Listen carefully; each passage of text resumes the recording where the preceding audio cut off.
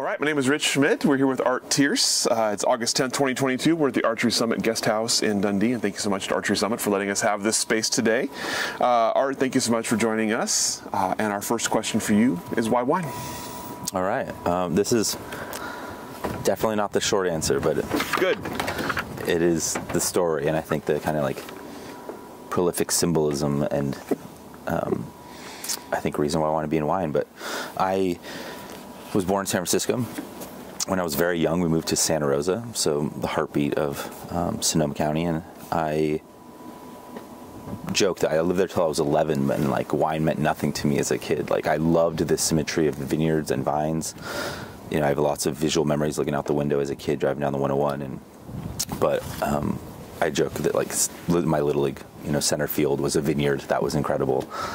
But going to wineries, like I as a kid, you hate them. Like there was nothing to do for me. Your parents are tasting wine and eating cheese that you think is disgusting and repulsive, and so I didn't have a real affinity to it. But from Santa Rosa, we moved to Las Vegas, and my dad was working in real estate and wanting to pursue that. It was a booming market, and I think it was pretty normal. Like Las Vegas, I say, like I matured in Las Vegas, and it wasn't really it wasn't like the Las Vegas Strip and hotels and all these things. But because I was there and I was always fascinated with food, I think that impression was built from my mom at a young age. She was very thoughtful in what she fed us and how she presented it. She's Japanese, and I think presentation is just very natural and in everything. So, almost ceremonial in the simplest things of life. So I think my attraction to food, thought I wanted to go to culinary arts school, and that was the path that I wanted to do. And before enrolling, I worked in a restaurant, and I wanted to tap into my Japanese heritage, and I thought working in a sushi restaurant would be the best way I could do that. And very quickly I realized that I was not set up for working in the kitchen, and I had a work ethic. I played youth sports my whole life, but I did not, it was not for me. Scrubbing the floor sinks and the long hours with kind of no built up understanding of what it took was definitely a shock for me. But I think what I did see in that time was the front of the house staff, like having the best time, like hanging out together and celebrating after work and toasting, beverages. And I saw this kind of like, I felt like I belonged over there. And so I think the idea of working in the front of the house led me to working in restaurants, and that led me into wanting to go to school for hotel and restaurant hospitality management. And UNLV has an incredible program in Las Vegas, and all these things just seemed to be lining up. And I lucked out. I worked at an incredible restaurant on the Las Vegas Strip. I was 19, and quickly while being there, I saw the importance of wine and an opportunity for selling wine and how it enhanced meals. And it was a seafood restaurant, so this emphasis on white wine and 800 bottle list and all these things, an advanced sommelier work in the floors. I fell in love with what was happening in that, and shortly after being like, I'm from a wine growing region, I should maybe know about this. And then I think enrolling in a wine class and taking a wine class really just kind of like magnified the impression of what wine could be. So from there, I think what happened is I got really into wine. I think I was fortunate enough to be young and hip and pulled into the after hours work hang sessions that I was not of age, so I felt special to be a part of that. But there was this real opportunity that was very casual for them, but really, really kind of special to me to be able to just drink wine with these professionals after hours. And sometimes they would raid the cellar in ways that I probably shouldn't admit where I worked at or what we were drinking, but it was just this impression. I was getting to taste all these things, and I joke like the Psalms, like their kind of like go-to beverage after work was like a beer and a shot. And I was so young and impressionable. I was like, I can't afford the wine we pour by the glass. Like I'm always just hitting the Napa Cab or the Pinot Noir or whatever it was, and trying to like paint an impression on why these things tasted different, and making sure that opportunity to taste those wines every day. And that suddenly just, I felt the idea that like wine was really important. And then I had that epiphany bottle. And I think that happens to a lot of people, where you just have this one wine that just blows your mind one day. And it was a bottle of William Sellium, Allen Vineyard from 2003. It was a Russian River Pinot Noir. And, my joke was like, I was just so moved by this wine from the Russian River, the background of like where I grew up. And, you know, for me, the Russian River was like the public bathroom that you would use when you were like playing in the water. Like that was kind of the joke, you know, we called it the Russian River for a reason. And then suddenly, you know, I was so moved by this wine and the way it was, it just struck something in me that I had to know more. I had to know why. And so what happened from there is I lost track of studies with a sole focus on wine. And then we had a change in guard at the restaurant that I worked at, and a new informally came in, and he was definitely from a different background. He was a father and a family man, and I think he saw somebody who was impressionable and really curious and definitely putting themselves out there, and so he pulled me into that situation, and I got to do inventory with him a lot, and then through his studies, while he was in the master program, he brought another advanced sommelier into the restaurant who was going to help him, you know, with his studies, and they were both going for their masters together, and the wines that they started opening just started really lighting me up in a lot of ways, and they were very generous with their wealth. But it was that assistant sommelier that mentioned to me, she's like, you know, if you like it so much, why don't you go work at a winery? And that had never crossed my mind. I never thought like work at a winery, like, oh, I'm thinking about maybe going to school to work at a winery. Like maybe I'll go study enology or viticulture or something, but I don't like, can you just go work at a winery? And she was like, yeah, be a cellar rat. I was like, well, what is that? Like, I don't know what that means. And she explained it to me, and she explained how she had worked a number of harvests. And she was like, you're curious. Like, if you think you want to go to school, the same thing as kind of working in a restaurant, like you should go get that experience and make sure it's right for you. Mm-hmm. And so I connected with somebody from Santa Rosa, who was a family friend, who had their own private business, not in wine, but most of their clients were in the wine industry, and we would talk about this a lot. And her, you know, reference was like, hey, can you connect me with somebody to maybe work a harvest? I don't think I can work the whole time. I've been kind of hearing that maybe a sparkling harvest is a process that I could see a lot happening at once. I could probably take 3 weeks off of work, and you know, that's my vacation time, and I would happily go and getting in this experience. And they're like, oh yeah, certainly, like whatever you want. Like, and the question was like, what's your epiphany wine? And I thought like, oh, I mean, I keep hearing this word, and I have one. I have a story to tell about that. And so I explained. I was like, it's this bottle of Williams Cellium, and she said, okay, cool. I'll get back to you. And, you know, I'd check in with her. I was really anxious. Like, I want to go. And, you know, she's like, don't worry, I'm working on it. I think I found you something. And then she calls me and she's like, hey, I got you an internship. They even can provide you housing. You know, you can come for as little time as you want. They hope you stay more than a week. But yeah, you can come in and join the process. I said, okay, that's fantastic. What's it called? She said, it's called Papa Pietro Perri. I said, who the, what the, like, never heard of it.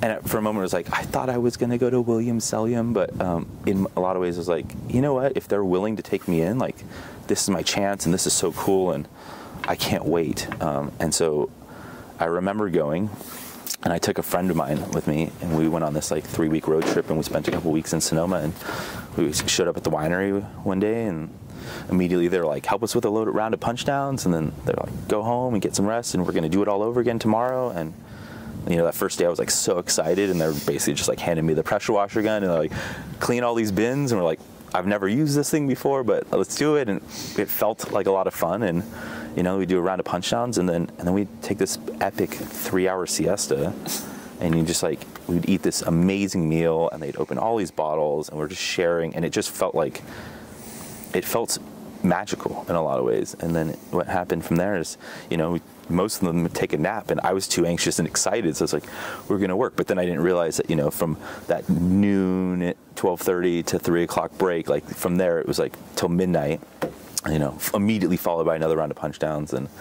But seeing the process the first day, I was like, I mean, when I went to bed that night, I couldn't sleep. I was excited. Like it felt like there was the championship game the next day, where you just couldn't wait for that opportunity to do it again. And then, sure enough, on the second day, you know, we're chatting with the team a little bit more, and the associate winemakers asked me, they say, like, you know, we know who got you the job here, but why did she get you a job here? And I was like, you know, I'm asking myself that same question. I told this person that the wine, my epiphany wine, was a bottle of Williams Cellium from 2003, the Allen Vineyard, you know, this Russian River Pinot Noir. And they kind of just took a step back, and they were like, whoa, that's really cool. I said, yeah, it was an incredible wine. They're like, no. We were the associate winemakers at Williams-Sonoma in 2003. Like, we made your Epiphany bottle. And this is in 2009. I was just like, that moved me. It just felt like, I felt all the hairs in my body. I'm telling it right now and I can feel it. Like, but it just sent this like energy through my body that was like something special about the wine industry, the people in it. I thought I had an impression of what it took to get there. And these guys, they all study different things. They found wine in the same way I did, like curiosity and passion and interest, and then stuck with it. And that's, at that moment I was like, I'm going home and I'm going to save as much money as I can, and I'm packing up and I'm moving to wine country because I got to work in wine. So, and that's why I'm in wine. So before we pick up the story there, I'm curious about, you mentioned your wine education, and a very interesting wine education from the kind of the front of house and sommelier side. So tell me about, as you were learning wine, what did you find most appealing? What did you start to kind of hone in on in terms of style and producer, region, and how did you find yourself learning wine and understanding it?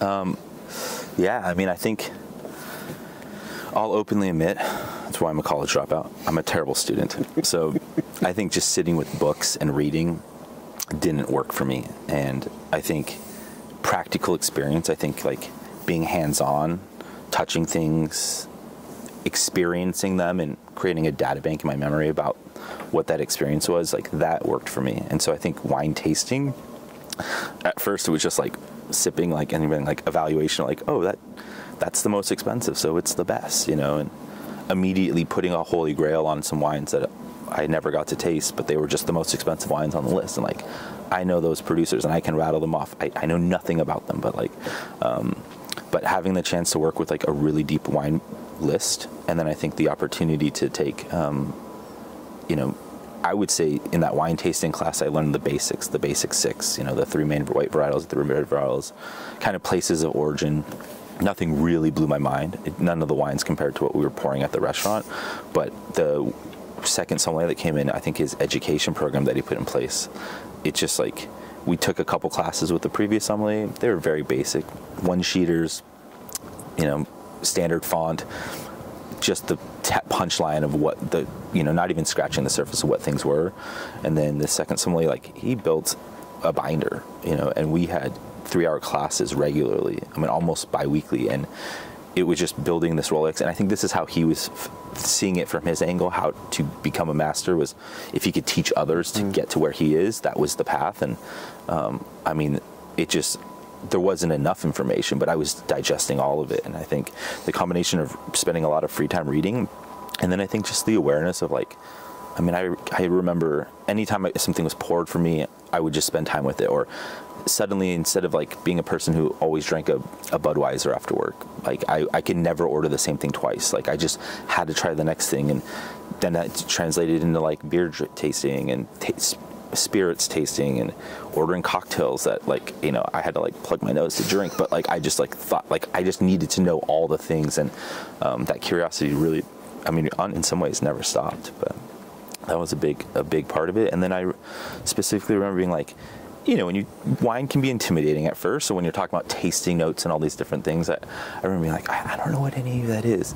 But I would, if I had a day off, I might go to spend 4 hours at a Whole Foods, like opening every jar of like every single spice and touching fruits and smelling them. And then remember like constantly repeating this because you learn that the things change with the seasons and different citrus come out. And I remember the first time I saw Buddha's hand, and I had seen it listed on the label of a bottle of vodka, but I had to go to the store to find out what it was. And I remember buying one and cutting it in half and then being like, oh, okay, it's not about the flesh in the middle. It's just these oils and, the peel like that, things like that. So I was definitely, I think, how I thrived.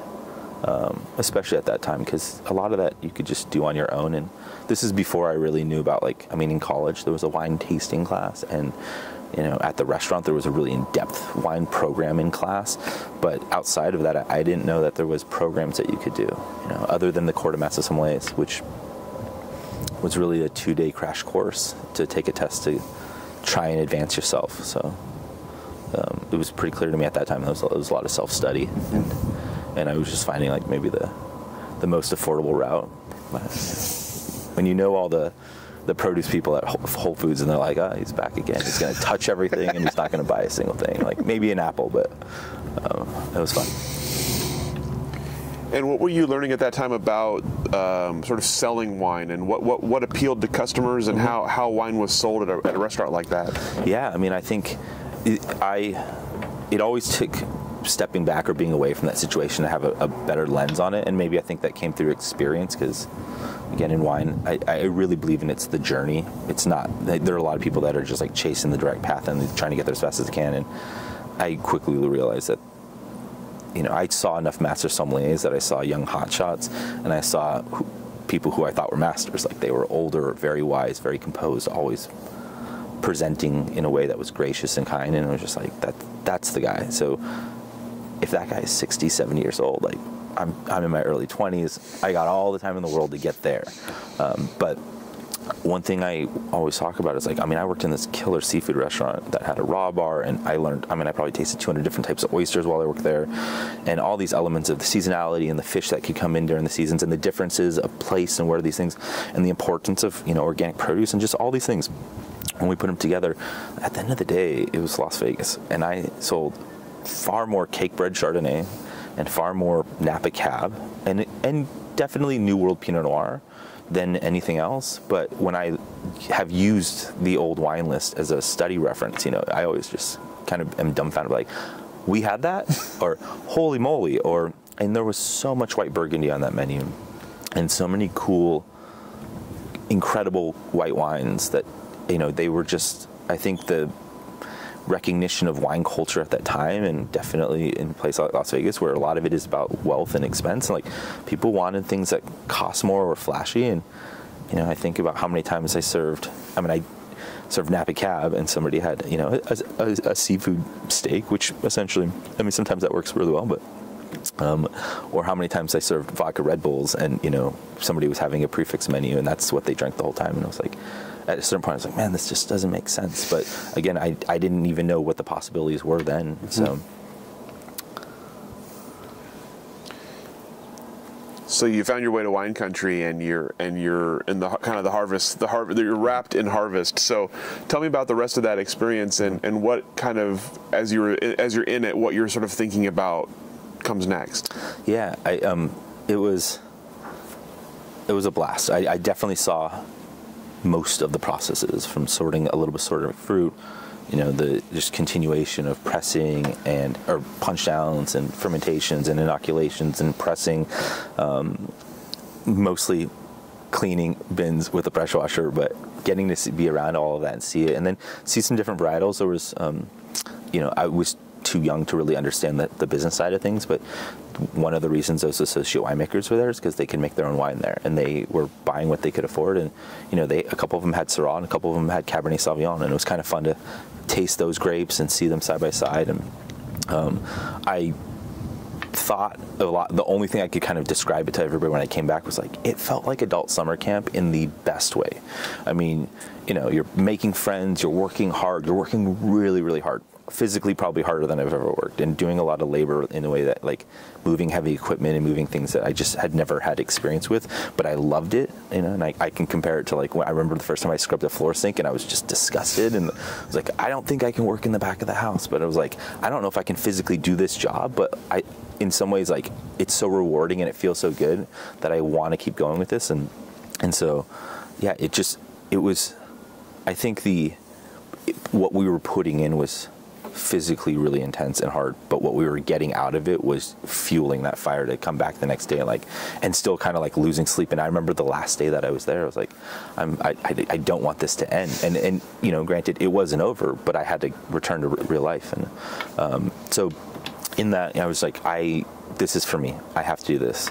And at the end of that trip, we drove north, and we left Sonoma, and we went to Portland to visit some friends. And I knew there was a wine region out here, and I was really into it. I was like, oh, maybe we can get there. But at this point, we had extended our trip in Sonoma by a couple days because we liked it and we wanted to stay. And so we had to shorten our Portland trip. So we drove to Portland for just a couple nights and hung out. And had a blast in the city, and I was like, the city's so fun, and people are energetic. And I remember in my head, like, okay, well, there's a wine region outside of Portland, and I've had some wines from the Willamette Valley, and like maybe that's it. But I really, like, I want to go back to Sonoma and work with these people who I just got the chance to work with. And I'm 22.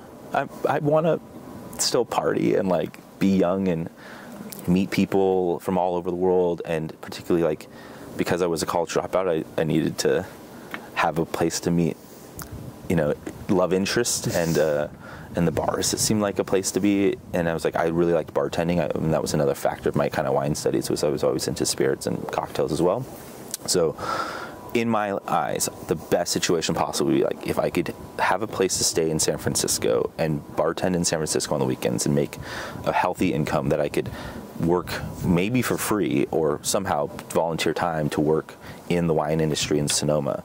But I remember being in Portland, and everybody I would meet, and people were really friendly. I'd be like, hey, cool, where do you live? Like, what's your living situation? How much do you pay for rent? And I just come to be like, well, that's not very much. Like, you know, a couple $100 for a bedroom or a basement of a, you know, house. Like, okay.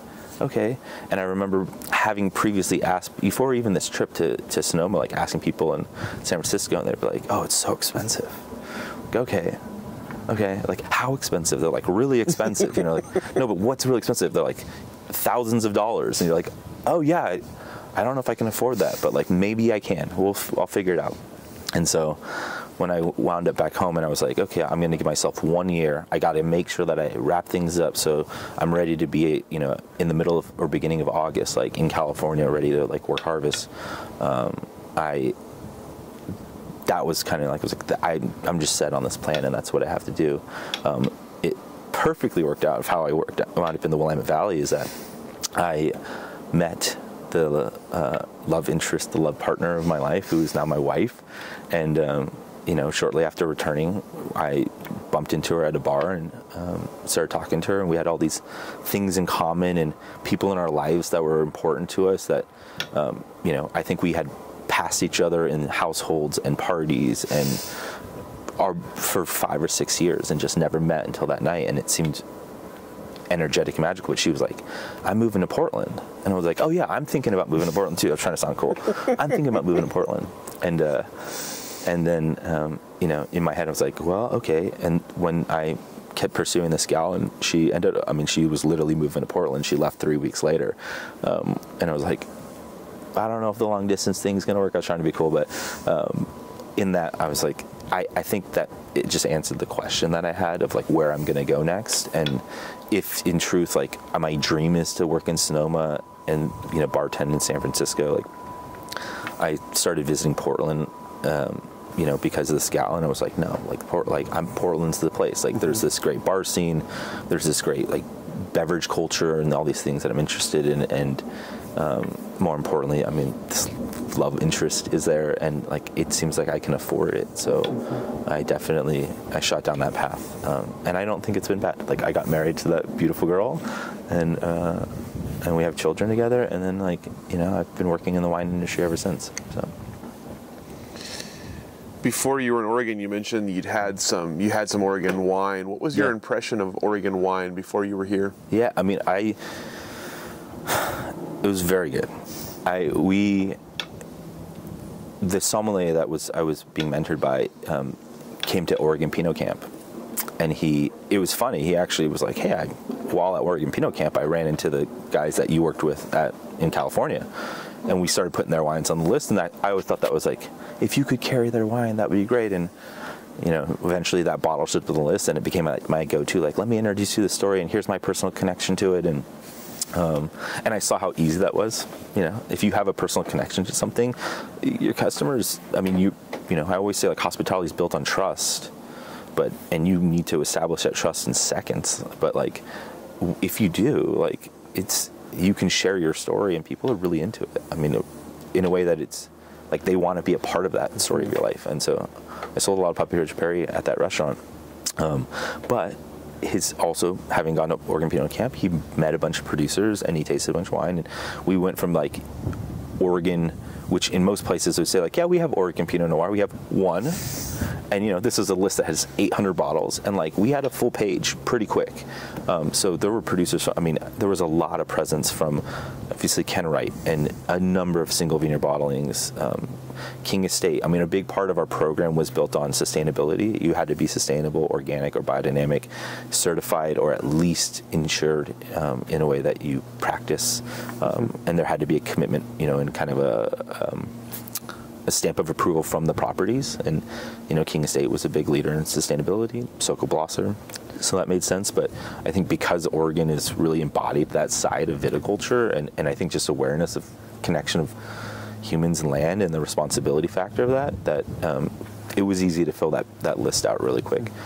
Tory Moore was another producer that we sold a lot of, and Patricia Green. It was, it seemed like it was never ending. And I remember trying Brickhouse for the first time, and I was like, oh, this must be Burgundy. And then like seeing the actual bottle that we were tasting, and I was like, oh, this is from Oregon. Like, that's so cool. And this wine's so light in color, but it was a fun time. And the vintages, that we were pouring at that time were 05 to 07. So there was also this impression that we're comparable to a lot of the wines that I was used to having, particularly from the Russian River or the Central Coast of California. There were differences. And that kind of struck me in a way that I remember being at a tasting, and Patty Green was pouring, and she was like really proud of the 07 vintage. And a lot of people, I hadn't read the critic, reviews of these things, and I didn't really pay attention to that angle, like points and scores and all that. And I remember, her pride of like, well, this wine kind of looks like, it's totally see-through and it's very light in color. And she just talked about embracing the challenges, and that felt very real to me. And I was like, this is cool. Like, you never know what you're going to get in some ways, but there were real people behind it. That felt special. So when you found yourself in Portland, what were you sort of thinking you would do in wine? What was your goal in wine? Yeah, I when I arrived in 2010, I like to think that I have a straight plan, and or at least I'm like, I have to have a focus, and it can be a 5-year plan, and all these things can change, but there needs to be a path forward. And so my wife would want me to tell you, and it is the truth. But first and foremost, I was like, I want to develop this relationship. But in my career in wine, I wanted, I was like, I gotta work at Harvest. I gotta see it from beginning to end. And then ideally, I want to work like 5. And hopefully after the first couple, I will know if this is really for me. Like, would school be a requirement? And I wanted to complete school. My parents wanted me to complete school. They never challenged me in the way that, like, are you going to get a real job? Like, my mom loved food and she respected restaurants. But, they were just like, you should just, like, please pursue the thing that you want to and see it all the way through. And it's like, I got to work at Harvest. So immediately it was like, that's the first thing. And then I got to pay the bills. And I also am very, in 2010, like that, we were only in this, like, cocktail renaissance at that time. And I had done the introduction course with the Court of Master Sommeliers, but I'd also taken a mixology course, and I had kind of mentors on both sides, and they seemingly kind of fit together, but they are two different worlds. But I was like, I think I can coexist in both these spaces. So I want to work in a cocktail bar, and I knew the bar that I wanted to work at in Portland, and then I wanted to find a gig to work Harvest, and then I needed a bar that would hire me full time, but let me basically take a season off, which doesn't really exist. And but I found that, and I found it pretty easily, which was cool to say about the community in Portland at the time. It was so welcoming, and granted, I was showing a major interest, and I'd probably visited at least 6 or 7 times, so I had met enough people that were like, yeah, like, if you come here, we'll set you up. Or I was starting to pay attention to the United States Bartenders Guild chapters, and Portland had one, so it was like making sure I connected with people there before I arrived. And what was wild is that when I landed in Portland, it was, I think it was like a Wednesday or Thursday, and Friday I went to the bar to meet the guy that I was supposed to meet, which is Jeffrey Morgenthaler, and he's our famous mixologist in Portland, author, brilliant person. And I showed up at happy hour on Friday, and I was like, what is happening in this place? And it was just packed, and I was like, and I was smart enough to be like, hey, I'm the guy that's supposed to meet you, but I'm going to come back on another day, and I'll just have a cocktail for today. And he was like, that's a smart move. And I was like, yeah, so you tell me, you name the time and place, and I'll be there. So he told me to come back the next Monday. And he's like, this hour usually works on Monday, does not work on Friday. So I had a couple of those just cocktails at Clyde Common, and then I came back the next Monday and I had a legal pad, and I was just like gonna ask him every question, and he was kind of heckling me like, all right, kid, like you're just sitting here like, what are you looking for? Like, I know who told you to come talk to me. That person's very important. Like, what is it that you're looking for? So I need a job. He's like, okay, what's your background? And I just kind of laid it out, and he was like, stop right now. I'm going to send a text message, and I want you to walk over to this bar right now, because I know that person's there, and I want you to introduce yourself, and he's looking for somebody immediately, and he'll get you a job. And I was like, really? Well, I want to work here. And he's like, man, I've never seen you work. Like, I know who referred you here, but this is a top tier bar in Portland. Like, you gotta earn it to get here. And I said, okay, cool. So he sent me to this place, and this was like in the middle of May, and I was wearing, normal like a short sleeve shirt and some pants, and suddenly I was like, it looks like it's gonna rain. It looked kind of like this. And I was like, And I started walking, and it was like, well, he said go straight there, so I didn't want to be late. And I didn't realize that, like, in Portland, like, when it rains, it showers, but it stops. And so I just like marched through the pouring rain with no umbrella, and I got to the restaurant. It was Blue Hour, and it was like, oh, this place looks kind of nice. Like, it looks pretty nice. I'm looking at myself in the mirror from outside, and like, I could wring my clothes out right now. Like, I can't go in there. And I'm like, oh no, like, this guy's gonna think I'm a flake. But I didn't go in. And then I came back the next day, and I asked him, and they're like, oh, he'll be back on Thursday. And I came in on Thursday, and I was like, hey, I'm the guy, blah, blah, blah. And he was like, okay. He's like, you should, I remember you. I had met him at the Teardrop Lounge on one of those visits, and he was like, you're hired.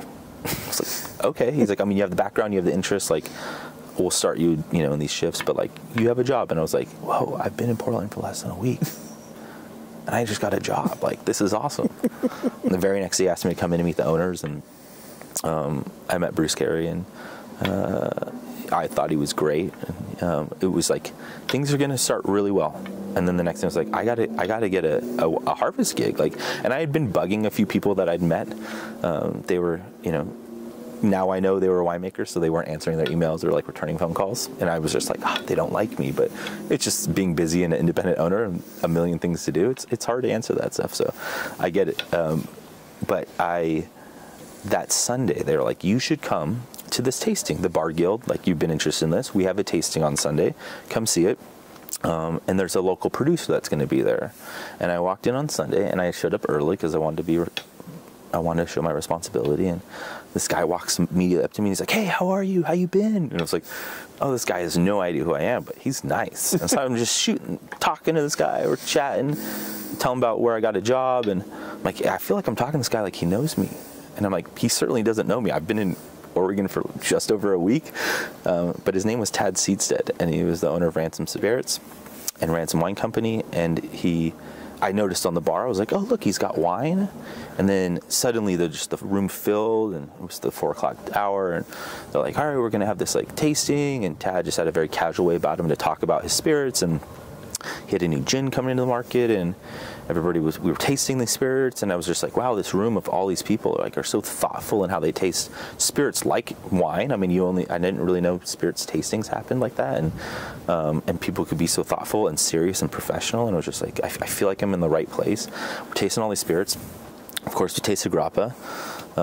It was delicious. And then, after that, he was like, hey, does anybody want to try some wines? I brought some wines, and my joke, which really did happen, and I think there was two factors. It was Sunday, it was like 5 o'clock. The room just cleared out. Some people probably had to go to work. That was a big part of it. Had shifts. Other people were just like, it's my day off, and it's getting into the evening, like, I got to go. But, the room quickly went from 30 to 40 people to like 3. But I was like, I'm here, and I'm happy to taste some wine. And he's like, yeah, let's try something. And so he opened a couple bottles, and he clearly knew most people in the room, but he opened a couple bottles of wine, and we tasted it, and I was like, I'm going to just take my chance. I was like, hey, I moved here only a week ago.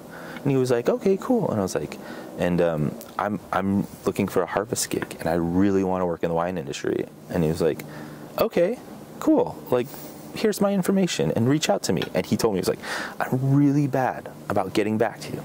So hound me, send me emails. You can't send too many. Call me, leave voicemails.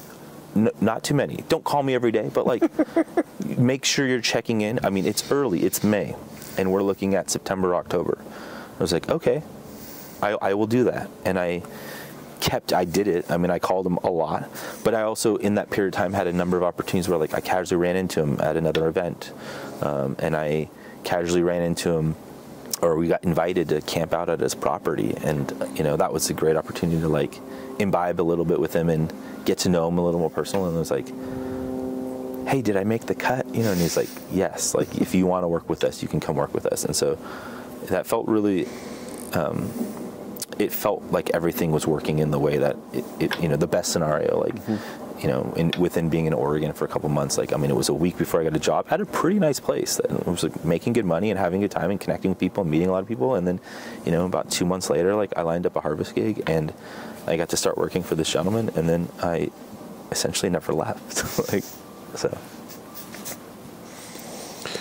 Tell me about that experience with Tad that year and how it compared to your sort of previous wine experience. Yeah, I mean, it was, so they thought I was crazy.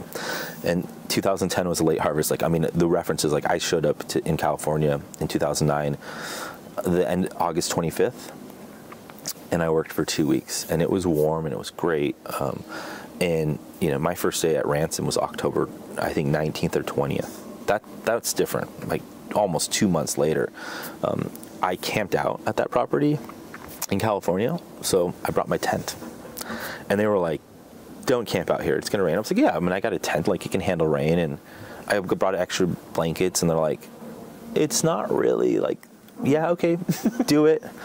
And so I remember my first day, like we processed a bunch of fruit, we worked late, but it was still pretty early in. So we were, you know, really kind of wrapped up by like 8:30. And I was like, all right, I'm set up and I'm going to cook some food inside and then I'll go to my tent. And it just started raining, and it was raining so loud, you know, the tin-sided roofs. It was just like, oh, it's like echoing in this winery. And I remember walking out to my tent and I didn't seal it all the way, and my sleeping bag flooded. And then I was like, well, I don't know what else to do, but I slept in it, and it was like, I got sick, and it was miserable. And they were just like, you really shouldn't do that. But after that, things kind of dried out, and things were really, really beautiful and prolonged. I mean, it was mild all the way through, like the middle of November. And I was like, if this is interesting, this is like a long fall. This is what makes the area so special. But yeah, I mean, it was not the camp environment. I remember the next year when they invited me to come back, they were like, we have a place for you to stay under a roof and in a bed, and you're not going to sleep outside. But that was, I mean, the big difference there also was just, you know, those first couple of days, I remember being like, I was not from here. So I had every layer of clothes I had possibly. And I also had the mindset that I just always wanted to do physical work in shorts. And I you know, soon later bought my first pair of Carhartt pants because I was like, my shins were getting scuffed up, but it was cold. You know, I always tell people, I'm like, you know, you work enough harvests in Oregon, you either spend them in shorts and a t-shirt in the sunshine, and it's the absolute best. And then you're, you know, got insect pressure, like yellow jackets are everywhere, and I've been stung in my mouth before, and like, you know, they fly up your shorts, and that's annoying. But you're in the sun, or you make wine in, you know, an environment like this where it's much cooler, your hands are freezing because you're wet all the time, and every photograph you can see your breath in it, you know, and every meal is like sitting at a table like it's a warm stew, and you're wearing a beanie and your jacket and your vest, and you're just trying to stay as warm as you can. Those are the two variables. Like rarely are they in the middle. So that was a big eye opener. You mentioned you came back for harvest the next year. Mm-hmm. Tell me about, as it progressed, how did the harvest play out for you? Obviously 2011 was another challenging harvest. Mm-hmm. At what point did you kind of start making decisions about if this was something for you? Yeah, this is great. So in 2011, still involved in like bartending, I got a job at the Teardrop Lounge in Portland, and that was like a very, like, I looked at that bar as like the major leagues. Like they were doing things and getting accolades, and most of the guys there would compete in bartender competitions, and I was aware that that was a thing, and there was a circuit of that, and it was like, I want to be a part of that, but I also want to be part of this wine thing, and I want to balance both. And 2011, having a full year here and kind of seeing the whole process of harvest, I wanted to see the whole process of wine. So it's like, I need to see like the other elements, which I don't really even know what those are in the off season. But one thing I did pay attention to was like the weather. And I was like, man, I mean, everybody told me that, the first day of summer is July 4th. And I was like, I think I might joke, it's like I got a sunburn on August 1st, but on September 1st it started raining again. And I was like, this is miserable. And when I went and worked that year, I mean, it was different. Like the tonnage was really low. He wanted me to work with the team, but like instead of working 4 days a week, was working 3 at the winery, and I didn't even have to change my shift at the bar. I was crazy. I would work those opposite hours and 7 days a week for a period of time, but it was a pretty short harvest. Mm-hmm.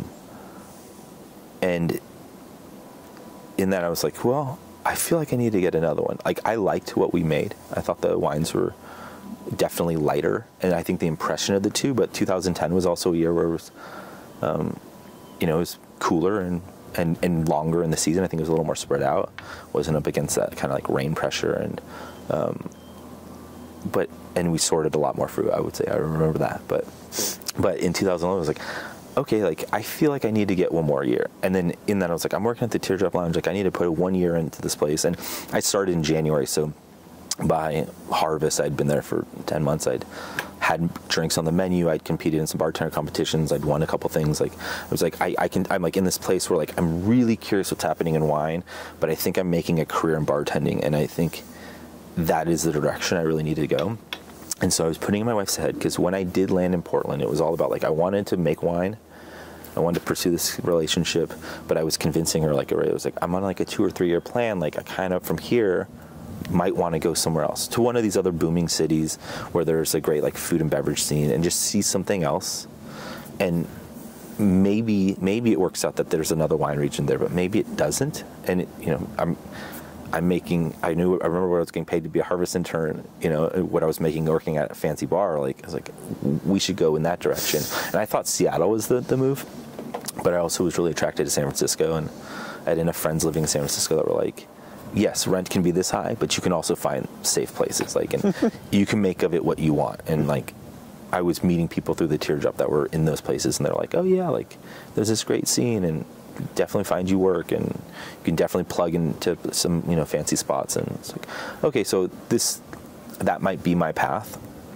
But I was like, if I get the opportunity to work one more harvest, like I just want to finish that season, if at the end of that harvest I get offered a full-time job, maybe I would consider staying here. And my wife was of both minds, like, I don't care, like we can move somewhere else, like we're in this relationship together, I want to support you where you want to go, but I also want to support her in her career path too. And she's like, but I see that like wine's a special thing, and like we would talk about walking through vineyards or getting the chance to raise our kids in like on a farm, like, which neither of us had farming experience in our background, but just like the dream of that. And so I remember going into the 2012 harvest, which that year was like, things were great. We were really active in the summer. We were doing all sorts of stuff. We got to travel quite a bit. And then we had the moment where I got a phone call from Tad Seedstead, and he was like, hey, I want to talk about your future. And it was like, oh, I think this is it. And so I went and had a conversation with him, and he was like, I'm growing and I need another person full-time on my team that can stay, and I'll teach you just about everything I know, and I'll give you the place to do that. And then I was like, okay, yeah, that sounds great. And he's like, and then we'll talk about pay later. I was like, so he lured me in on the dream. But yeah, I remember going back to Portland and telling my wife, and we went to have dinner, and we ordered a bottle of Ransom Pinot Noir, and like, she was in. She was like, you should do that. Let's stay. And so then the plan definitely went a different direction. So getting full-time into wine after all of that time kind of straddling, I'm curious, what did you at that time foresee for yourself coming next, and what were your initial impressions as you started to be in wine more regularly and outside of the harvest year? Yeah, I mean, I think I was curious to know what winemakers do in the off season, which quickly turned into like working on the building, building new buildings. We were planting a vineyard, so I got to see a lot of that, like, you know, how it worked symmetrically, getting to spend some time digging some holes for the Cru de lait plants, irrigation setup, like trellising setup. I liked that. It was kind of like building stuff with their hands. I had zero skills, but I could do the work. And then bottling, like seeing the process of blending, like all of those things was like, I romanticized them. I was like, that seems special. That seems really, really good. And then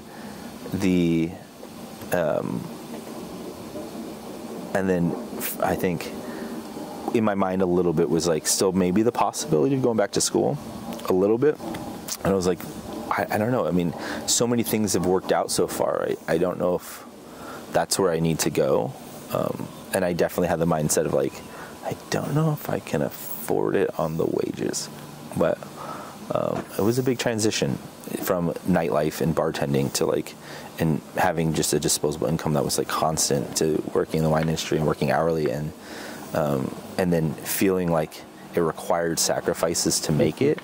But I, in my head was like, I'm gonna make it. I mean, whatever it takes.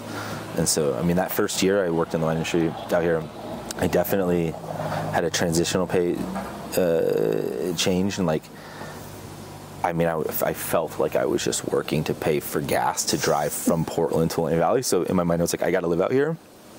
And then secondly, my colleague, who is just an amazing human, she was like, hey, my family has this trailer on our property, and you could stay there. Like, why don't you just crash a couple nights out on the property, and then you can like save yourself gas, and also then you're just there to get to work in the morning. And I was still a night owl, so it was hard. Like those 8 a.m. starts were never 8 a.m. starts for me. But it worked out. Like, so I slept in the valley 2 to 3 nights a week, and it was really great. So I did that through the beginning of the 2012 harvest, and then after harvest, I had promised the bar I'd work there through January, and then worked through January at the bar, and then was doing basically 7 days a week of working in both of those situations until then. And then I started working at Ransom Monday through Friday, and that was like getting a little used to like working Monday through Friday. But in order to do that, I mean, I definitely camped out 3, and definitely towards the end, I was like, I would say, you know, Monday through Thursday in the trailer, and then go home Friday, which was, you know, semi-straining on a relationship. I feel like we're very independent, but, you know, there's a dependency on seeing your partner, and, you know, you're spending that much time. I was like, that felt like a sacrifice in some ways. Mm-hmm. So tell me how the rest of your time at Ransom unfolded. I mean, really well. Like, I felt very confident after the 2012 harvest of just like having seen 3 in the space, and that was the 4th, like seeing what it took to do that, and like understanding the, you know, the responsibility felt better. Like, it was like, hey, can you do these tasks? Like, yeah, I don't need to have my hand held through them, or I'm not just bound to the pressure washer and scrubbing bins, like, and doing punch downs and the manual label side of things. And then, you know, there was another thing that I was really drawn to at Ransom that fit, and I knew there was possibility, and that was the spirit side of the operation, which was really interesting. I mean, that made that production just constant. It was year round. Like, it, in some ways, I loved that. I was like, oh yeah, it's like harvest year round. You know, like the only time it's not harvest in the distillery is during grape harvest. But once things slow down in the winery, you just like ramp up in the distillery, and they were seeing a moment of significant growth. So 2013 was a big year of like learning a lot about, you know, what was happening in the vineyard and how that vineyard was being established and planted, and all that took, which was a lot. I mean, there were a lot of things that we were doing, and we were like, whoa, that took 2 weeks, and that's like 2 weeks gone out of a season. And I, you know, it would always be like, we're losing time, and I'm like, I feel like all we have is time. But then you know, every year in wine, like, and at that time, 2013 was this pretty warm year and dry, and like things were accelerating faster. I was like, okay, this is an interesting transition where now I'm really in tune, because this is my job, but like I'm working outside of like how the seasons interact, and it's not uniformed every year. So that was a game changer. And then obviously that year had a big weather impact that definitely raised some alarms and through some challenges, and then towards the end of the growing season. And but I felt really maybe more connected to like Mother Nature than ever in my whole life, and more connected and like almost very proud of the work that I was doing. It was really exciting. And then I come 2014, we again were doing more. Like I think the distillery really started ramping up, and then we started growing our own barley, and it just seemed like we had this like ecosystem of like there was never enough hours in the day. And I was easily drawn into like, okay, let's work as hard as possible and just do all the things. And I think Tad really had a respect for really hard work. And you know, I had like this amazement for this guy who had started this from nothing. And, you know, maybe the dream of my own thing like that in my head, where it's just like, all right, if he likes hard work, then let's just work harder. How? I don't know, but like, let's just keep going.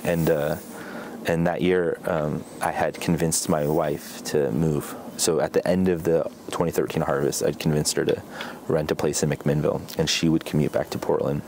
And so, you know, there was a lot of things had just, again, in these like phases, like continually worked out really well. And then in 2015, my wife and I were getting married. That was a really exciting time. And I was, you know, in my personal life in like the best place possible, like in kind of the growth and like this relationship, and where I wanted to see our kind of like, you know, fate and destiny lay out and these steps and checking all these boxes. And then I at work was doing well, and I had the opportunity to kind of like step into a more significant role in the distillery and being kind of the assistant to the assistant distiller, and that was really exciting for me, because it just felt like if I was trying to learn everything about wine, I now had this opportunity to learn everything about spirits, and I knew how to apply them. You know, I'd still mix cocktails, mostly for friends at that point, or just special events, but like, I really was drawn to learning as much about fermentation, and then kind of like having these two end outlets of where they could go. That was exciting. And so, but also, you know, again, then you're working harvest all 365 days a year. It was pretty intense. So what caused you to take the next step? Okay, I worked at Ransom until the beginning of 2018, and at that point I had like at some transitional point the assistant distiller had left, and I had the opportunity to kind of step in to be the assistant distiller and just keep it going. And she had done, I don't want to say she in her mind had the succession plan set up, and in some ways I don't even know if Tad had the stamp of approval on that, but it happened. And then I spent some time with him, and he was like, you've clearly absorbed what we're doing here, and like, have at it. And he would definitely, I mean, that was a big bonding phase for us, but and then eventually I just like, Julie Catch was running the winery and I was running the distillery, and Tad was like, you know, if he wasn't out trying to sell the products in all the different markets that we were in, and Ransom had grown. I mean, when I started there, my first year, there were like 5,000 cases combined, and we were bottling about 18,000 cases a year. It was intense. Like, it was a significant growth in a short period of time, and it forced us to be perfect in many ways. There wasn't room for error, and it forced us to grow at this like rapid rate. But like, honestly, I felt very proud of what we were doing, and it was really exciting.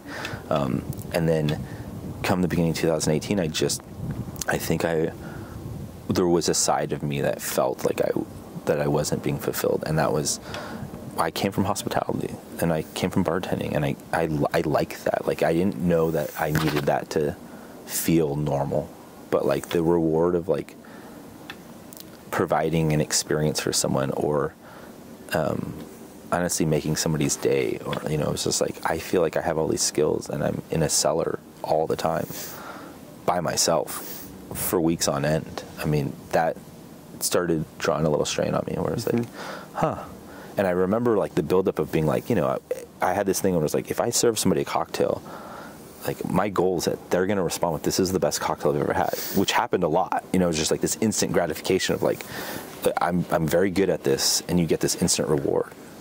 And then you go to the production side of things, and there's just so much pride in what you're doing, and you're learning, and you're absorbing all these things, but then you're like, smokes, like, I don't get to share this with anybody for, if it's spirits. I mean, if it's gin, maybe to market in 3 months. If it was the barrel-aged gin, maybe a year and a half. If it was whiskey, who knows when? Like, I was just not getting this, like, thing that was, like, fueling me. And eventually I started to get that with wine. Once, like, wines that I had been part of, like, were getting to them, or I'd send a bottle to a friend for a birthday, and, you get that, like, Instagram message or text message or something. It's just like, that was so cool, and it was amazing. I was so proud of you. And it's like, that's cool, but it just, I felt like something was missing. Mm-hmm. And so I needed to make a change. And I reached out to a friend that was opening up a restaurant in the Valley, and I said I want to be a part of that and see that. It seems like exciting, and I jumped on board for that, but it didn't turn out to be exactly what I wanted it to be, nor did it really fuel me in the way that I was hoping. But I think in that I also, it stemmed something that was just, I needed to continue learning, mm-hmm. and I needed to see something else to kind of continue to progress in whatever that final direction was. I don't know. I mean, in some ways I say, like, I still don't know what I want to do, but I'm okay with it because, again, if I'm using, like, the metaphor of these, like, master sommeliers, when I was 21, there was, like, the 27-year-old and the 70-year-old. I was like, I want to be the 70-year-old. So as long as I'm just doing something within this and moving forward, then I'm on the right path. So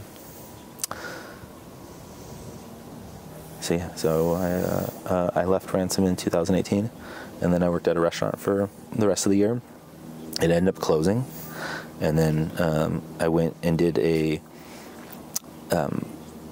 spirit study course. I'd been trying to get into it. There's a course called the BAR 5-day program. It stands for Beverage Alcohol Resources, and it was founded by 2 master sommeliers.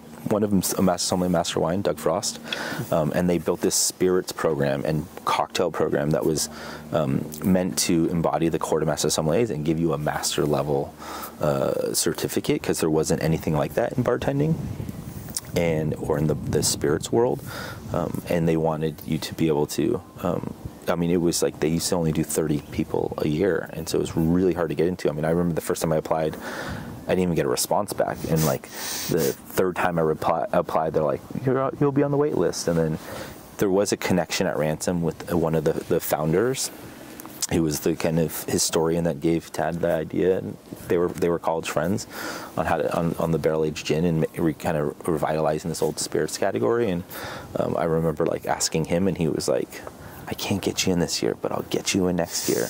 And I was like, okay, cool. And then eventually that, like, acceptance letter came, and I was like, okay, cool. And then I was like, oof, I got to save up money. I mean, it wasn't inexpensive, and it was a week in New York, but it was something that at this point, I mean, I was so far removed from completing college and ever enrolling in college again. But it was like, I need to check these boxes. Like, these are check marks for me that say that I've given more to the wine industry or the spirits industry in a way that is education that I've absorbed. And I mean, maybe my parents needed that more than me, but I felt like it was a thing that I needed to do. Mm-hmm. And so I went and did that. And while we were there, I remember in a class, we were tasting some whiskeys, and I was definitely like, I know this product. I know exactly what it is because I made it. And they were like, does anybody want to say what it is? And part of me was like, I should speak up. Like, I wrote it down, but it was like, I was in the back row, and I was like, and then I was like telling my friend, I was like, yeah, I was like, this is one of the Ransom whiskeys. This is the new one that we made. And he's like, well, say something. And I was like, and then the teacher I think he was trying to get it, like, does anybody in this room, like, know what this is? And then finally I was like, all right, I got to say something. And I was like, it was, and then he just, like, shouted it out. And I was like, oh, I missed my chance to impress this whole class. But at least I knew. And maybe that's part of my journeys, as long as I know. But it was really exciting. The response in the class was like, people lit up. They were like, wow, this guy's doing some incredible work. Like, this whiskey is unlike anything else anybody had tasted. I mean, people were really, really impressed, and I felt that moment of pride again. It's like, holy, I helped that. Like, that. How cool is that? And I remember I had text Tad when I went to class, and I was like, I'm in New York, because he's friends with the founder, and he texted me that day, and he was like, hey, like, I hope class is going really well. I want to talk to you when you get home. And I just thought, like, oh no, this feels like that. Wine in this industry is bigger than it. Like, hey, I didn't even tell him that this thing happened today, and maybe he's offered me a job again. Like, maybe I should go back to that. And so I did. And when I came home, I talked to him, and I took a job, and I went back to Ransom in 2019, and this is in the January. And then upon the completion of that spirits course, which I was definitely overwhelmed by. I mean, it's like a master level spirits course. I mean, there's a blind tasting of spirits, and there are theory questions and essay questions, and it was intense. You know, it's a week. We tasted 187 spirits in 4 days, like, and then you had to do a practical, you know, to make 7 cocktails in 10 minutes for a judge who you probably idolize. It's nerve-wracking, and like, it felt, you know, I hadn't bartended for but 1 year prior to that, but not anything for 6 years before that. And it was just like, okay, like, this feels a little insane. But I mean, when I finished it, I was like, I feel like everything I put into bartending, like I can kind of put that behind me because I feel good about passing. And I eventually got those results, and I passed, and I felt great about it. And then I was like, I need to just go into wine on this side. Like, maybe that's the next thing. And so I enrolled for the WSET classes in Portland with Mimi Martin. And I enrolled in those in WSET 2 and 3, and I ended up skipping 2, and I just went straight into 3. And it was like, that program was a little more digestible than like just one condensed in 1 week. It was like 13 weeks, but there were 2-hour classes, and I had communicated with Tad that, you know, I had enrolled to just do it right when I got home in January, but the way the schedule worked, he asked if I could delay it till fall, and it meant that I would leave during, you know, 1 day a week during harvest, but I would drive to Portland and take those classes, and then the wine thing just started going off again in a way that was like, I'm having all these memories of being young. I really haven't exposed myself to this.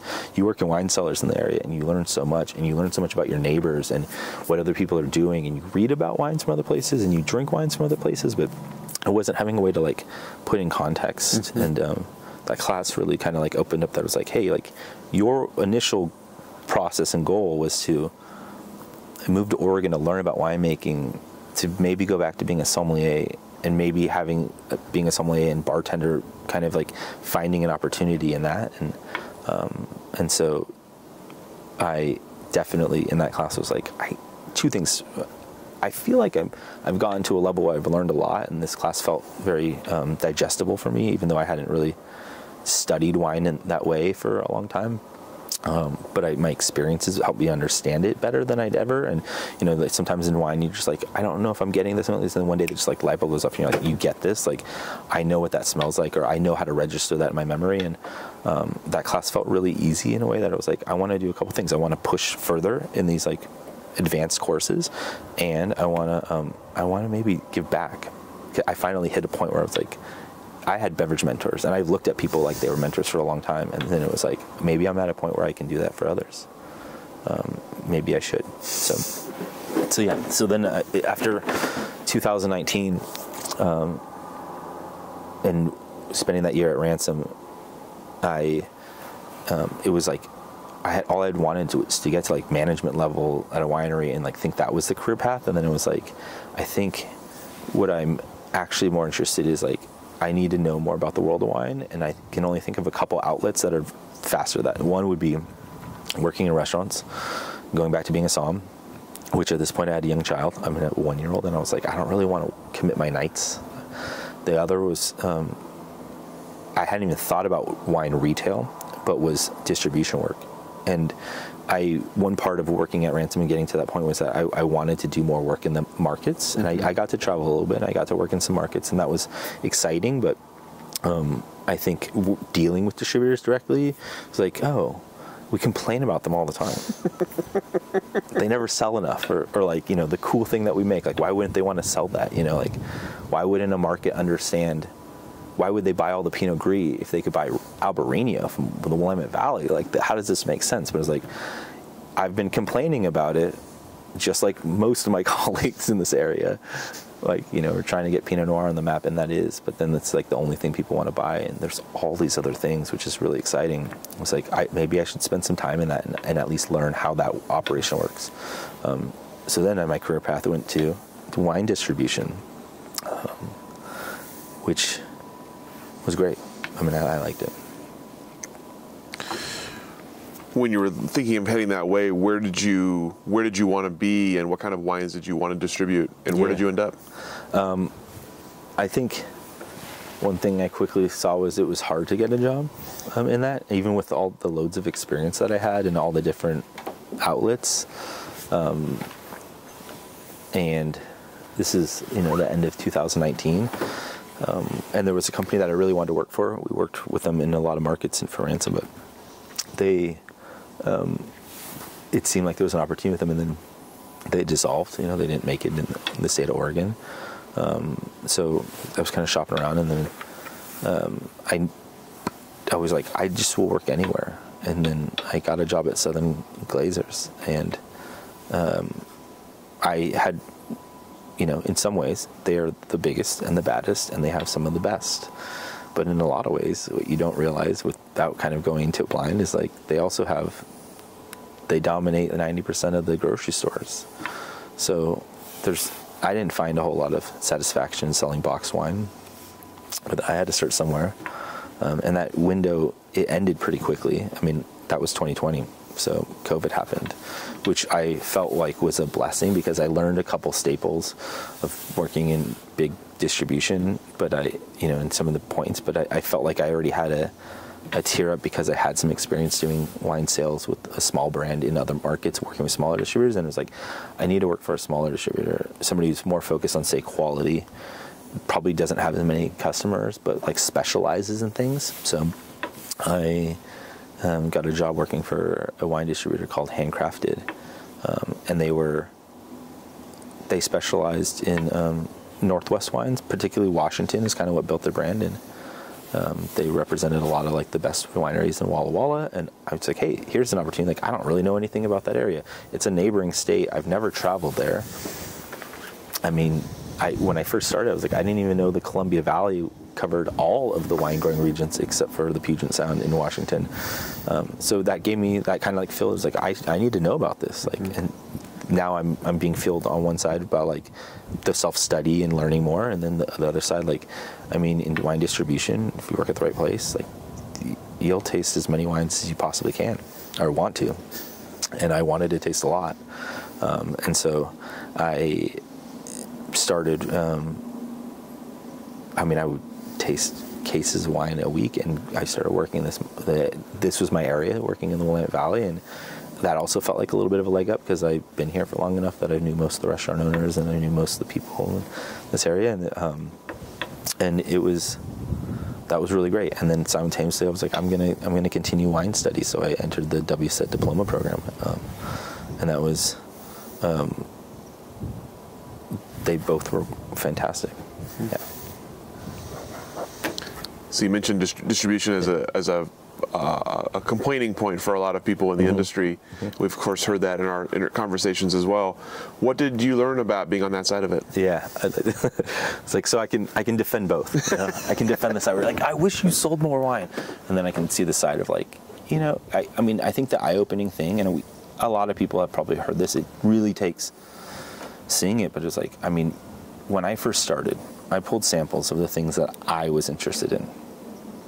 And it took a while to recognize that what I thought was cool would translate to a few people. But mostly, if you wanted to sell wine, which translates to making an income, you need to find out how to sell things. And I think it's hard to sell things that you don't really believe in or don't want to drink yourself.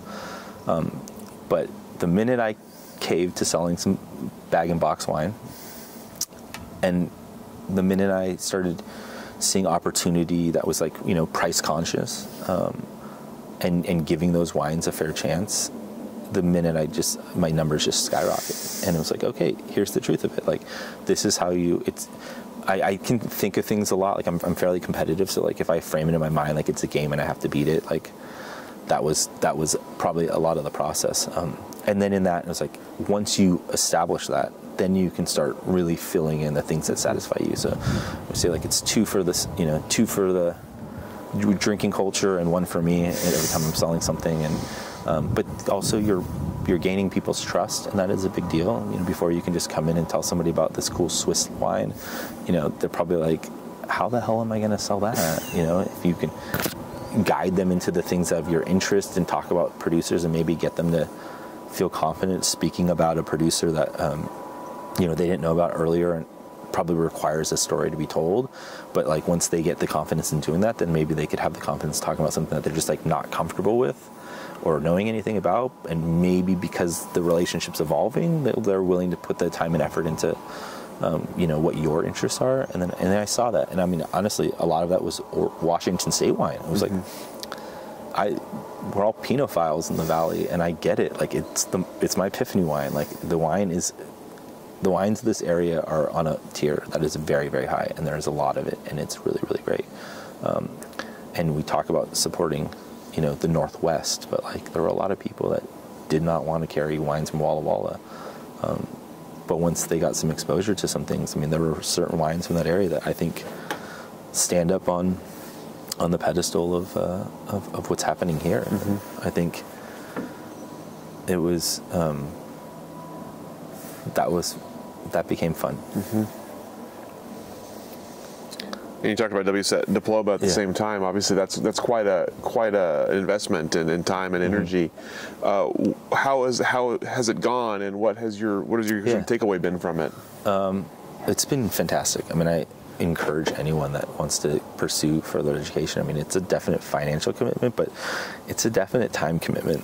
And I said it earlier, I'm a terrible student, so I don't commit as much time as others, and thankfully it's working out. Like I think I've committed time to this, my own process and at my own pace, and taking in information as I have for as long as I have. That some of it has just stuck, but I mean, it is a challenge, and like I just had a class this past week, and there was a diploma party for diploma students that a number of students attended, and we all went and had dinner afterwards, and they asked us to like describe it in one word, and I was like, I have to mention study because I don't do it, but the word that I liked the most was humbling.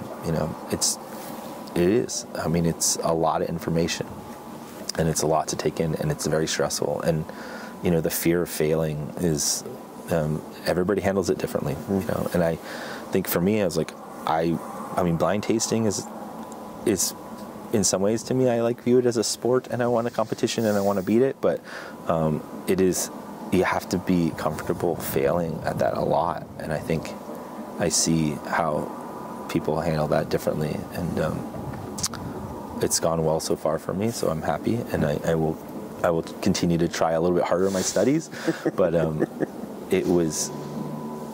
there's so much information, it's hard to hold it all in, but I think the exposure to all the information and all the brilliant people who can talk about and specialize in places, or I mean, I think that is another part of the journey of getting to be that 7-year-old. Like, there were a couple people in that class, like if they're ever teaching classes in this area, they don't live in this area, but like I would go listen to their lecture, and they were just magnetic in the way they spoke about stuff, and so impassioned that it, like, every once in a while it's good to add a little fuel to your fire, and some people, there are people that can really do that, and that was exciting. And then again, thinking of it a little bit as a competition, like you got to put yourself out there to, like, it's okay to fail, but it's not okay to not try, in my eyes. So having to put what I feel confident behind in myself and my own self-belief, like, I feel like you got to put it out there, and it's going well. So tell me about how Antica Terra became part of the journey as well. Yeah, I mean, like for many, I feel like there's this mystique about Antica Terra, and I definitely had the chance to experience some of the wines. I've had a number of friends who've worked harvest there, and tasting the wines that they were either a part of or the wines that they received from when they were working there. I specifically, I have like about 5 memories of, like, casually hanging out with all your friends for a summer afternoon party or whatever it is, at dinner at a friend's house, and like having the bottle share, and like, touching the bottle, I think was like, oh, the artwork is, there's something about this, but also just tasting those wines, like, this is different, and it stands out. And most of those times I remember, like, wow, that wine was unlike anything else I've ever tried, and really, really, like, it felt special. So while working distribution and working in this area, the connection was just through working with them. They were a customer, and I didn't really know a whole lot about the program, but I knew that they poured other wines, so there was an opportunity to work with them and selling them some really great wines from around the world, and particularly from a couple of importers. And that when you're paying attention to all the things around you to be better, you'll pay attention to who's buying certain wines. And there were some wines that they were interested in and had inquired about, and that they purchased. And I remember asking somebody on the team, like, hey, what, you bought all that wine? Like, you know, it's a fair amount of a very expensive bottle. Like, you could deem it expensive in terms of price, because it was a producer that I didn't really know anything about. And some people on my team at Handcrafted, like, they were like, this is the guy. Like, it's just magical what he does. He's a special person in this area. But I mean, these wines were significantly more expensive than most everything else in the book. And, you know, they felt honored to get to buy them. And that felt like, okay, there's something here. Like, you know, I'm just not in the know, but like, I think Maggie's in the know. And then, you know, I asked her, like, hey, what'd you do with that wine? And they said, oh, we sold it to our clients. Like, we poured it. I said, you poured it? Like, you know, if I'm thinking just the cost of that wine and going back to restaurants, like, and the markup on that, like, wow. But he's like, no, it's like, it's part of our flights, and we talk about how this interacts in with some of the wines that we pour and the wines that we make, and then we like just sharing delicious wine from cool places, and from, you know, most people might not know this, but people should know this. And that kind of got my attention. I'm like, okay, that's special, that's different. And then over the course of my time working distribution, working with them more and more, and trying to find wines for them and hunting them down, it's like, oh, like, I like our relationship going this way, but like, wow, what y'all are doing is so different. And then eventually it just came up. I just happened to be delivering wine one day, and I tasted a couple wines with them, and I was just like, wow, those wines are so cool, and this flight is incredible. And then they're like, oh yeah, we're looking for somebody, and we kind of like things word of mouth, and if you know anybody, like, we're growing our team, you should. And I was like, I know somebody. And I was like, I'll call them. But I got in the car and I was like, I think that's me. And then I then definitely reached out to them about the opportunity to join their team. And it's hard because I worked with Tad for 8 years, and I worked at the bar I worked at, the Teardrop, for 2 years. And prior to that, when I lived in Las Vegas, I worked at this restaurant for 5 years. And I was like, I see the advantage of bouncing around and seeing the kind of getting to tap into the minds of a lot of people. But I also see this, like, I don't want to say loyalty connection, but like, just like the idea of if you're engaged with the person that's mentoring you, like, giving them the commitment of time is like, you gain more out of it. So I always found value in staying long term. And I was like just really getting going in distribution, where I thought I was doing really well. And I felt, again, like part of it was the commitment of time to the area, earning trust and making connections with your partners in the market. But also, a lot of what I thought I would need to know to get to the next level, I don't know, portfolio management or district management, I think I had already taken in from just all the other experiences that I had. And I was like, do I want to, that seems like the logical path. Like, that seems like the next step in distribution. And I said I was going to, in my mind, I was like, maybe I'm on a new 5-year plan, like spend some time in distribution, try and do a few other things, and like see where the sales route goes, and then likely come back to wineries. But in that moment, I just felt like maybe what I'm also interested in is still hospitality and pursuing sommelier accreditations. And maybe they seem like that's the right path, like, or it just seems like maybe something about the mystique of what's happening in Antica Terra, I have to be a part of that. And then when I did join the team, I mean, it's been epic.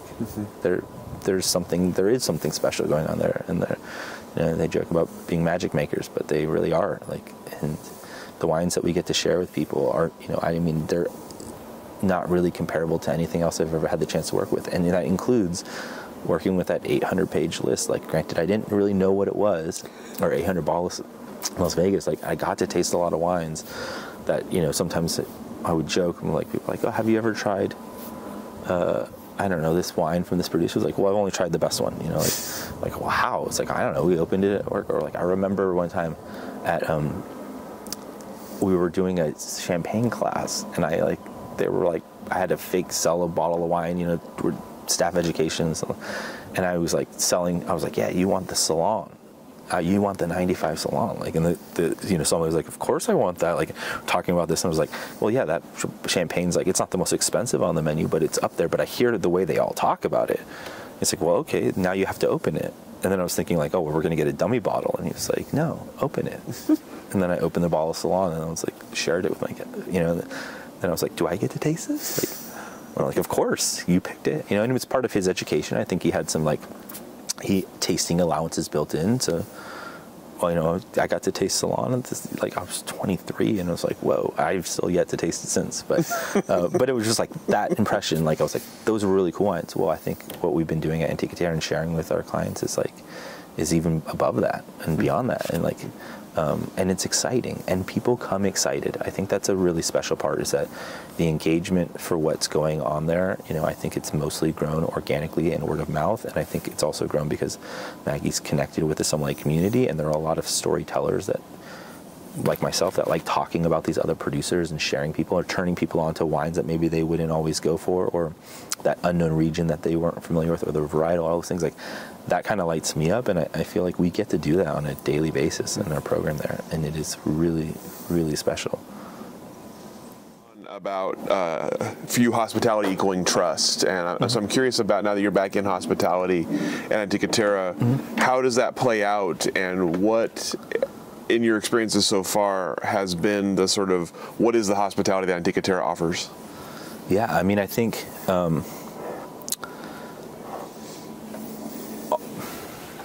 the pedigree and prestige of what's happening in that program, I think there's this reputation like, oh, it's amazing, it's got all these things. I mean, I think it wouldn't be successful without the kind of, I think, genuine hospitality and like excitement for people coming to be a part of it. If they were just being like, oh, we're the best and this is what it is, and I mean, there are wineries that do that, and they can continue doing that, and I think it feels, you know, Maggie, like, there's never been a script to follow.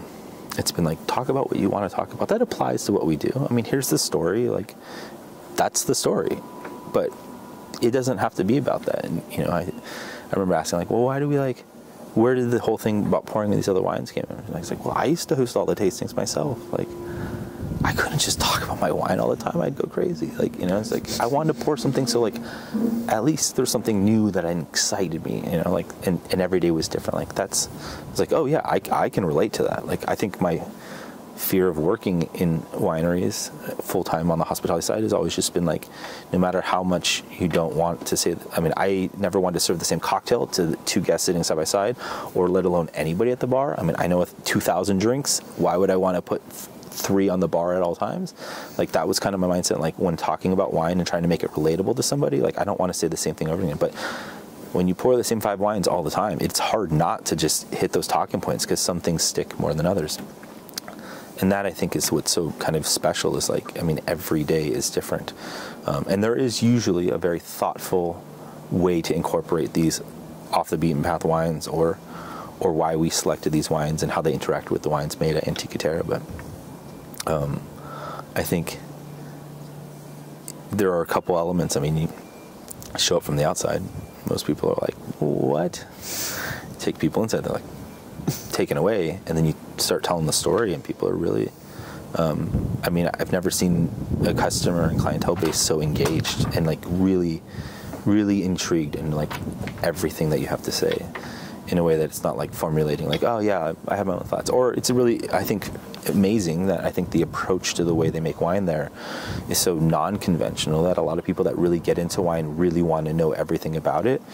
So when they start asking very common questions like clonal material, or whole cluster and, you know, percentages, or percentage of, you know, new versus used oak, or all those things that don't really apply to the overall picture of what's happening there, it's you can see like kind of the flicker in people's eyes where they're like puzzled by it, but then excited by it. And again, I mean, like, there's like the best wine in the world. It tastes okay if somebody serves it to you with an attitude, you know, and like things that are okay taste pretty good when they're served with a smile. So when you kind of combined, I think, really serious and professional hospitality and genuine hospitality, that feels humbled because the guests came to see you, and then you put just world-class things on top of that, and incredible cuisine prepared by the chef, and all these things. It's just like, it doesn't surprise me that every time somebody leaves, they're like, this was just so amazing. I thank you so much. It feels like organically really just special in a way. So you've talked about kind of your sort of personal life and professional life progression, and now married with a couple of kids. Congratulations on your recent arrival, by the way. Thank you. And doing WSET, gone through kind of a lot of spots. So as you sit now and look ahead, like, what is next? What do you want to do next in the world of wine and beyond? Yeah, sometimes it bothers me that where I'm at in my life and my age, I mean, that I don't know the answer to that.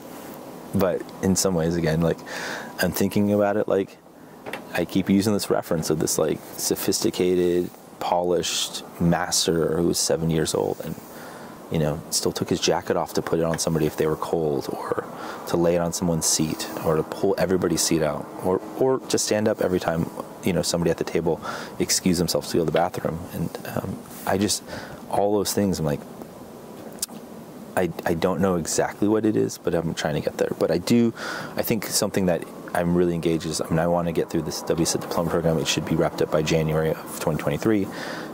Pending results, I feel fairly confident in my capabilities, so hopefully it will be wrapped up by the early spring. And in that, like, I thought that checkbox, you know, whether that opens up another opportunity or the door, like, that would be great. But I mean, I feel like there's still more to be had. I definitely will say that in the pursuit of master, which is not something that I don't admit this often, but I think is something that I would like to pursue. I know that, you know, I think a lot of people finish this program and enroll for the Master Wine program, and I can safely say that I don't think the Master Wine program is for me. I don't know that yet, but I'm pretty sure it's not. I'm not a very good student. It seems like it's set up for academics, but potentially down the line, that might be something that I'd be interested in.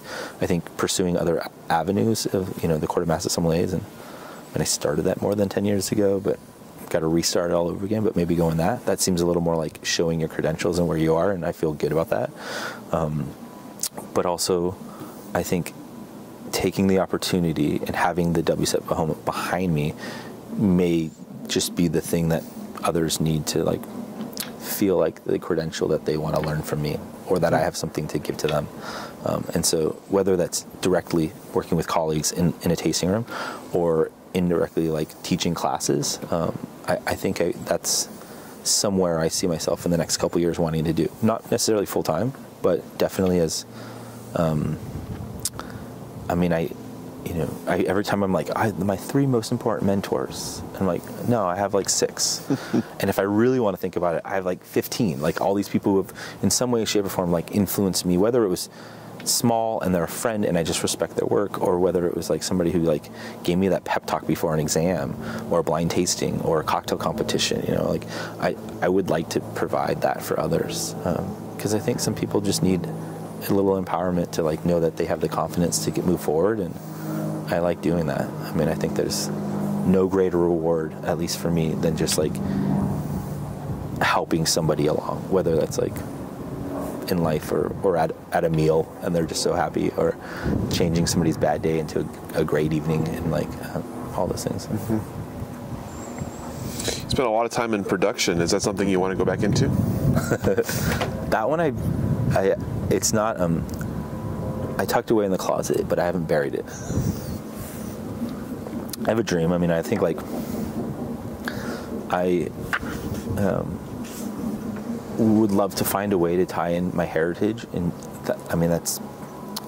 I'm Japanese, my father's from England, but, like, I think having some way to embodied Japanese, whether that's cuisine or restaurant or something, or just maybe just like mentality and approach to generosity or something with that. And I think the like influence of, I mean, I've never even been to Europe, but I feel like I'm influenced by Europe in a lot of ways of like, you know, I still go to, we're not really like big grocery shoppers. We're daily shoppers. Like, it's like, I don't know what I want to eat for dinner until I wake up the next morning, but it's usually the first thing I talk about. But like going to the market is part of that experience. And I think having a way to tie that into what I do in the future and what I'm getting to that is just like, I love the idea of making things. I feel like, you know, at one point I was like, I want to make my own wine and I want to have my own wine label. Well, I'm not in a rush for that. There are a lot of people that are doing that right now. And there are a lot of people that are really great at doing that. And I learned in winemaking, I was like, most of my friends were way better at it than I was. But distilling spirits one day, like if you can make wine, you know, why wouldn't I want like a few trees and like make plum wine or, you know, or plum brandy, or why wouldn't I want to make apple brandy? And, you know, it's like, I'm like, could I make a living being a domestic apple brandy producer? Like, I mean, Clear Creek did, and they did it really well, but they've always been tiny. And I mean, they've been doing it as long as I've been alive. That might not be the dream. I'm not afraid of that, but like, I think the ability to make something that I can either enjoy myself and just share with friends, or eventually turn into something. I mean, I definitely, that is still a dream, and it's very much alive. I just don't know if I'll ever put it all together to do that. So earlier on, we talked about your initial impressions of Oregon wine before coming here, and once you were here. Tell me about how the industry's changed in the time you've been here. Yeah. Especially the impact of the past couple of years on the industry. And what does it look like now in 2022? What I love, I know there's like some camps of this thought, but like, I mean, Pinot is what brings people here, and it's delicious and it's incredible, and it still yet has like a further reach in a lot of ways. I think that is exciting. I like the idea of this cellar diversity and having other things, like, you know, the few people who can comfortably say like, is it Pinot? Does it have to be the only thing? Can there be other things? Can we have opportunity? It's clearly working, but wouldn't it be fun if there were other things? Like, I'm on that camp. Like, I want to see some other things. I like trying other things. I'm more inclined to go to somebody, if I were to go to somebody's tasting room, to buy like the unusual thing, like, or maybe seek that winery for the unusual thing. I mean, that said, I like drink Pinot Noir at home all the time, and it's delicious. But I would like to see potentially something else. I like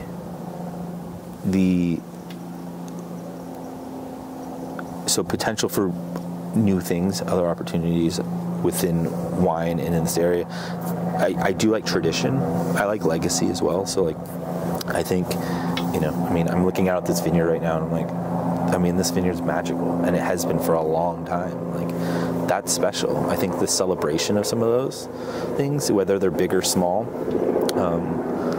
I would like to see that continue on rather than the trend of, you know, I'm not that interested in what the next hard seltzer is from this area or who's going to do that and when they're going to do that. Like, those things don't excite me. I'm not bound to tradition, but I like the idea of tradition. So, and then I think Oregon wine is, I mean, it's a really exciting thing. I think in some ways we're talking about other places, and I like point, because I'm pointing down south, but like, you know, there's some stuff happening there that I think is really exciting. I think there's some producers that are finally getting like the recognition of what their work embodies, and I think using platforms to raise awareness, one for brand, but for other causes.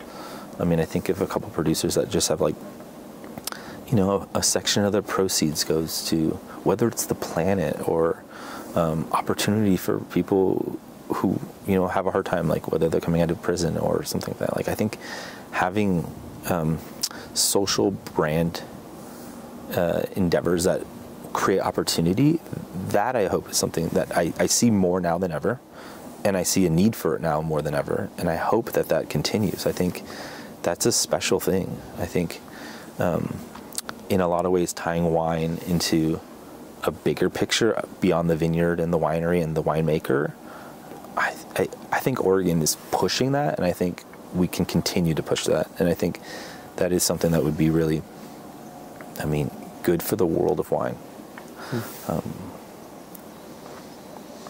Yeah, and then like right now in 2022, I looking around, like I hope, you know, there's so many, like, I don't even know where to answer that question, because I'm like, oh man, like the climate, you know, like that's a bigger thing. And talks a little bit about the changes of the ability to work towards the better goal in the end. But I mean, obviously we've had an interesting year with like a wet spring and some cooler weather in the spring and erratic heat waves in the summer.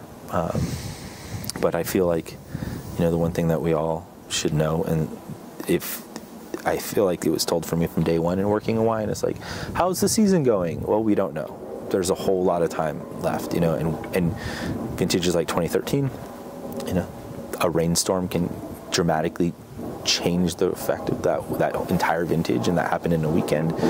And then 2020, like, you know, I mean, I'm still traumatized, as most people are, about just like the unfortunate timing of that happening, and whether or not that's going to happen again or when it will happen again. But I think it's okay to take every day like step by step and just one foot in front of the other, where I know there's a lot of want of control, and I like to control because I like the quality of end result. But I feel like when we start talking about controlling things, that to me, part of what I love about wine is the kind of like what ifs and who knows. And what I find in my own personal wine consumption is the more wine that I'm gravitating towards or like having a moment with is like the wines that, you know, in some way, form or another, the person behind it has become more comfortable with less control. Mm-hmm. And that's cool. Mm-hmm. So you mentioned climate, obviously, on everyone's mind when it comes to wine. What else is sort of on your mind as you look ahead for the Oregon industry specifically? What comes next here, and what are the biggest maybe challenges or opportunities awaiting Oregon wine? I remember statistics saying, you know, we'd be like, the Oregon wine industry is 90% mom and pop. And then I see these statistics like 80% of the Oregon wine industry is mom and pop, or 90% of the wine industry in Oregon is, you know, Oregon standards boutique, 5,500 cases or less. And it's like 80, you know, like seeing this kind of shift. And I'm okay with bigger business. I think that's broader awareness brings a lot of good things, but I am somewhat skeptic of that at times, because that brings more severity of potential competition and the terms and themes of what, you know, the ugly side of business can bring.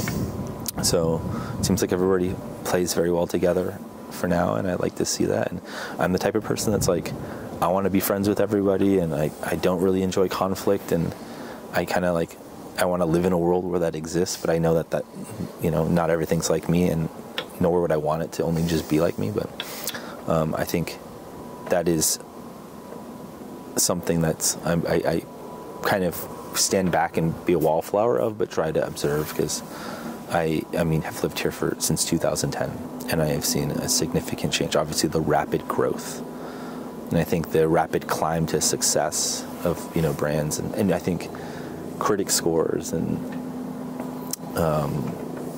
you know, those things are good. Like when I was in distribution, I loved it.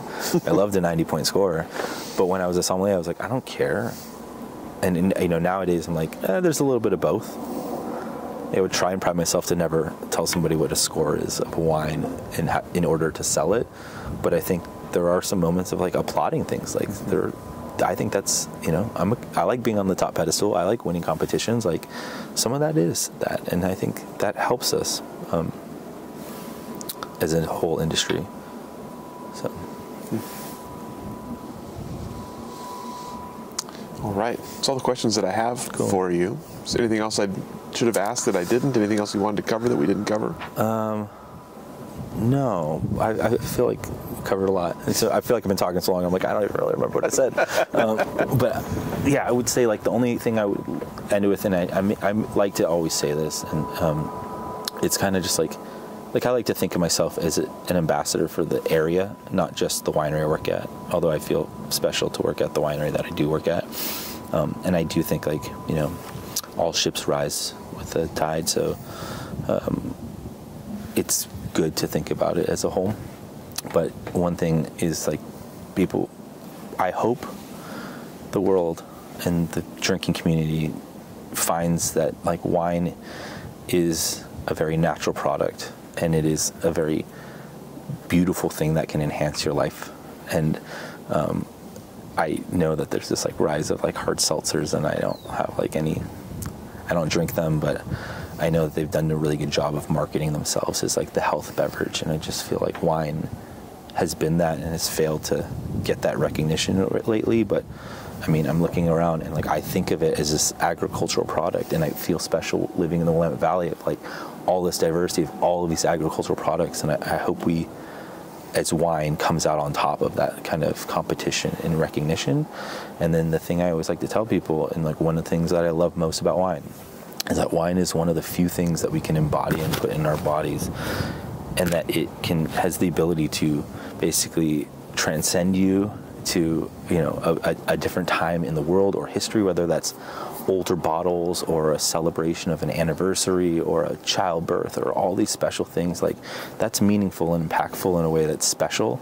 And then I think the other thing is like I reference like, you know, wine and food, which I don't consider drinking. I consider just like enjoyment, and like they really do go well together. But like, you know, a special meal with a special bottle can take you to a different place in the world that often, you know, I've never been to Europe, but like I like eating octopus and drinking chocolate, and I somehow feel like I'm like, you know, in San Sebastian, or, you know, you have a beautiful meal, you know, paired with something also like seasonally from the, or locally from that area. And like, you feel suddenly like you might be there, or what it's like to be there. And there aren't many things in the world that we get to do that for us.